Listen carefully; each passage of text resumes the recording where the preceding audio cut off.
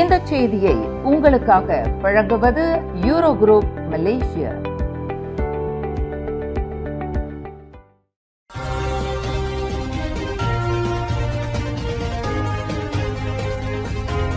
வணக்கம். திசைகளின் 5 மணி செய்திகள். Ron 95 petrol இலக்குக்கு உரிய மக்களை சென்றடைய மை கார்டு பயன்படுத்தப்படும்.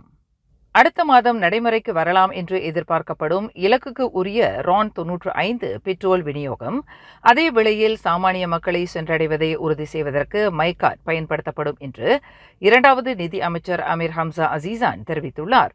சராய் எனப்படும் சும்பகான் அசாஸ் ரஹ்மா அரசாங்க உதவித்தொகையை பெறுவதற்கு மை கார்டு அட்டை பயன்பாடு பெரும் வெற்றியை அளித்திருப்பதால் மக்கள் அந்த முக்கிய அடையாள ஆவணத்தை பயன்படுத்தி உதவித்தொகைக்குரிய ரான் 95 பெட்ரோலை வாங்குவதற்கு அரசாங்கம் முடிவு செய்துள்ளதாக அமைச்சர் தெரிவித்தார்.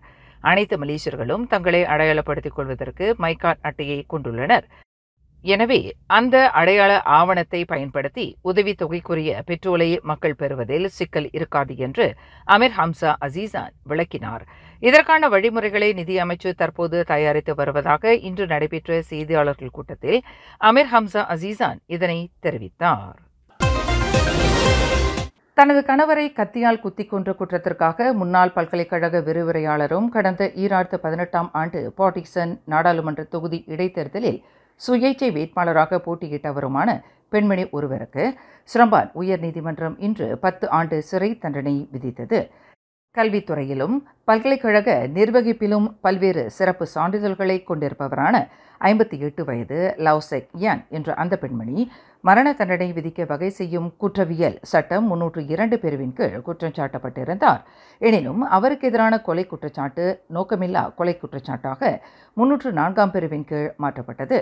அக்குற்றச்சாட்டை அந்த முன்னாள் விரிவுரையாளர் ஒப்புக்கொண்டதை தொடர்ந்து அவருக்கு 10 ஆண்டு சிறை தண்டனையை நீதிபதி ரொஹானி இஸ்மாயில் விதித்தார்.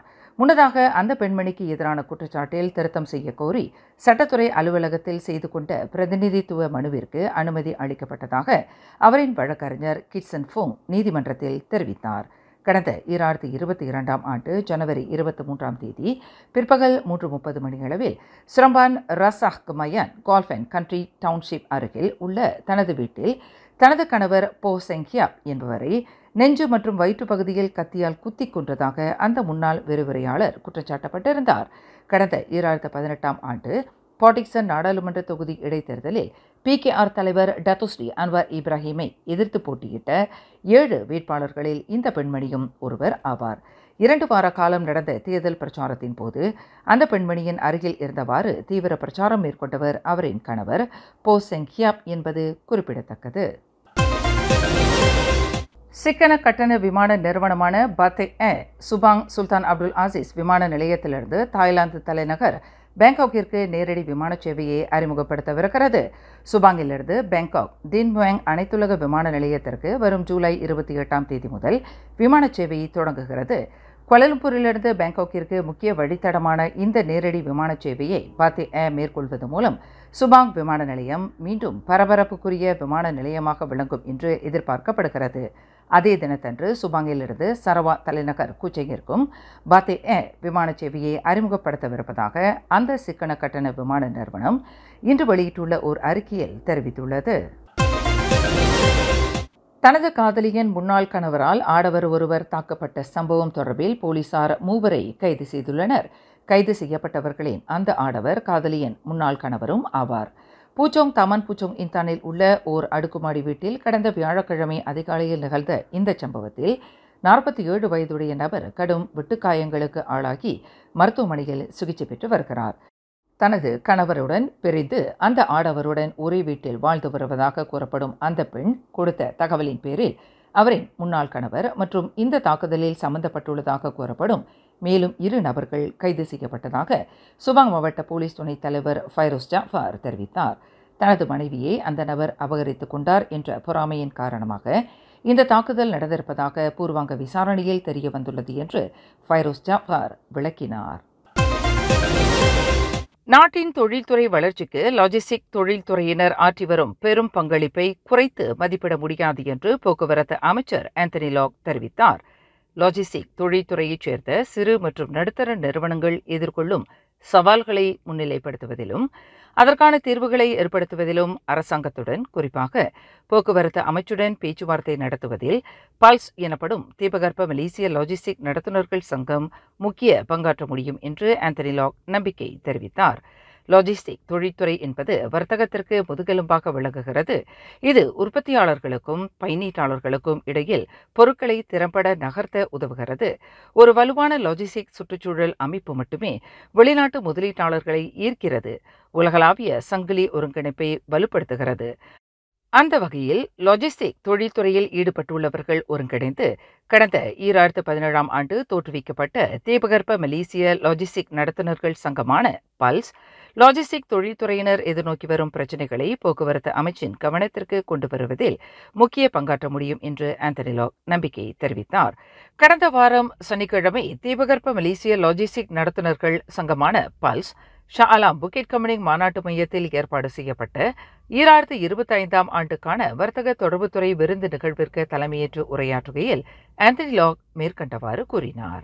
போக்குவரத்து அமைச்சின் தொலைநோக்கு பார்வை என்னவென்றால், லாஜிஸ்டிக் நிறுவனங்கள் தங்கள் பாதுகாப்பு நெறிமுறைகளை மேம்படுத்துவதில் தீவிர ஈடுபாடு காட்ட வேண்டும் என்று ஆந்தனி லாக் வலியுறுத்தினார்.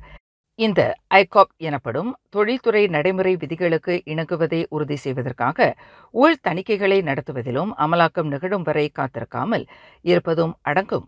இது லாஜிஸ்டிக் தொழில்துறை வணிகத்தை மேம்படுத்த உதவும் என்று ஆந்தனி லாக் தனது உரையில் தெரிவித்தார்.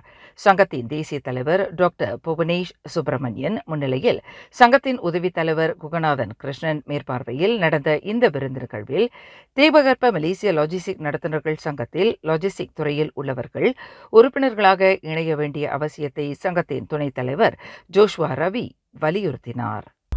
நம்ம என்ன கேட்டுக்கிறோம், தனிப்பட்ட நபரோட கம்பெனிகள், லாஜிஸ்டிக் கம்பெனிகள் நிறைய இருக்கு. ஸோ அவங்க தனிப்பட்ட முறையில் நிறைய பிரச்சனைகள் இருக்கலாம். ஆனா அதை மேற்கொள்றதுக்கு அவங்க தனிப்பட்ட முறையில கண்டிப்பா அரசாங்கத்துக்கிட்ட போக முடியாது.